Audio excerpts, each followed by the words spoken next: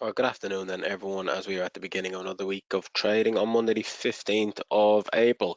A relatively quiet economic calendar over the course of this week. We have the kind of monthly raft of Chinese data in tonight's overnight session or tomorrow morning, whichever way you want to put it. But that'll be probably the main focus of attention, across the broader markets when it comes to economic data. Certainly over the course of this week. Sorry, you do have some UK figures. The unemployment rate tomorrow morning, CPI figures on Wednesday, retail sales on Friday. But I think movements off the back of that will be pretty contained to UK related assets, obviously sterling and the FTSE, and then obviously gilts as well. But um, the question with the Bank of England is, when do they cut interest rates, right? Market expectations have come forward for an interest rate cuts from the Bank of England. Initially thought kind of August or maybe even post August, kind of being brought forward into the summer in line with other central banks. So this is then either a step towards that or a step away from that, right? You got to kind of try and look at these things with a bit of simplicity, kind of avoid all the noise in the middle, if that makes sense. And yeah, I mean, if this economic data comes in strong, it reduces the need for an interest rate cut. If this economic data comes in negative, it increases the need for an interest rate cut, right? You can look more into it than that if you want, but ultimately that's kind of how you got to go about it, I think. And just keep it pretty simple. The unemployment rate expected to tick higher. If that does not tick higher, well, then obviously, what I said earlier, and then obviously the flip side, inflation still continues to come down, 3.1%. That is back within the central bank's target. If it misses by a couple of percentage points, 3% will be their target, or is their target. So back down close towards their target, which is a lot of progress made on the speed of inflation continuing to push higher. Not really any progress made on actual inflation, but they managed to get prices to stop going up slower, if that makes sense. Obviously, people who are involved in financial markets can understand that. Those people that are not probably don't quite get it, and then the government will be like, "Oh, we got inflation down," when really it's just growing at a slower pace than it was previously. But anyways, and then retail sales on Friday. All these figures, retail sales expected to be okay. Inflation is supposed to come down. The unemployment rate is expected to tick up slightly. Obviously, the labour market and inflation, mainly inflation, but then obviously the labour market as well, are the two main components of monetary policy anyway.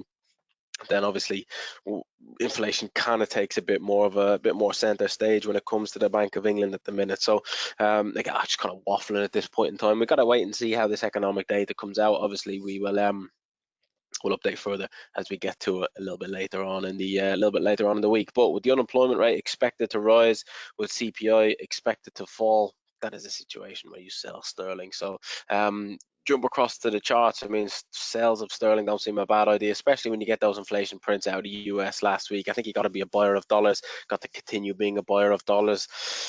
Short on euro dollar wouldn't be bad, up at 107. We're not really there yet. We're down at 106.50. We're kind of in the middle of no man's land at the moment, and you will want that to continue. We'll want that to continue lower. Where it continues lower from is another question. Been trapped in pretty tight ranges. Market's pretty range bound in today's session. Apart from dollar yen's up through the roof, but rest of these currency pairs across the board relatively mixed. Equity markets down, negative, a bit of risk off trading into the close on Friday.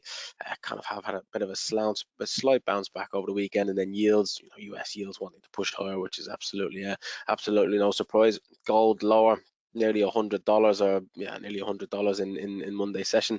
Oil off substantial amount in Friday session, should I say, for the both of them. Now we're in the lead up to some potential or to some imminent attacks from Iran on Israel.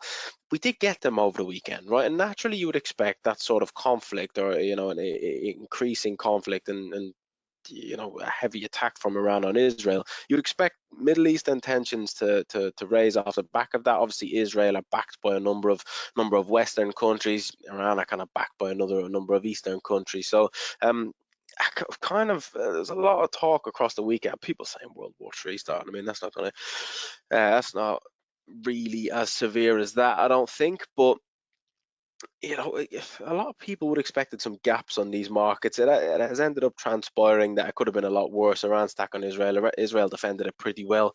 The US are trying to get Israel not to respond. They will likely want to respond, but it's kind of triggered by Israel in the first place with an attack on an Iranian embassy in Syria. So, I mean, under international law, what Iran did the other day was technically legal compared to what, judging off what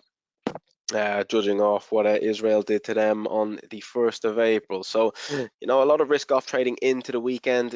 No gaps anywhere though. It's kind of business as usual in markets this morning. And what that means then going forward, I think it kind of just negates anything that happened over the weekend. I mean, if there was raising Middle Eastern tensions and, we expect to see some major fallout off the back of that, markets would move off the back of it.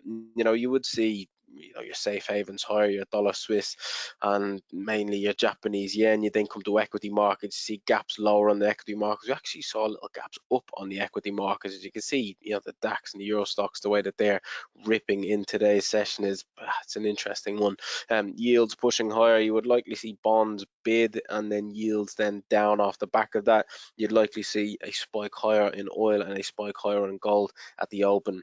Like gaps on the two of them. So that's not what we saw. Really, there's no movement off the back of any of that over the weekend. So we can kind of just draw a line under it for now. If it was going to cause widespread implications off the back of what happened on the weekend, it would have happened by now. So in terms of what the US session does, might end up with a risk off trading, might end up with a bit of risk on, but ultimately at the end of the day, I don't think it's going to be much. It's going to have much of a lasting impact on markets. What went on over the weekend. So as I said, we can kind of look past that now. Retaliation from Israel, then retaliation back from Iran. That's something we need to keep an eye on. So I'm not just saying just kind of completely disregard it and we'll move on, never talk about it again. It is something we need to keep on the back of our minds. It's something that we need to continue to keep an eye on. But certainly as of now, no lasting impact in markets and certainly no impact to start the week. So we'll forget about it for now. Keep it in the back of our minds.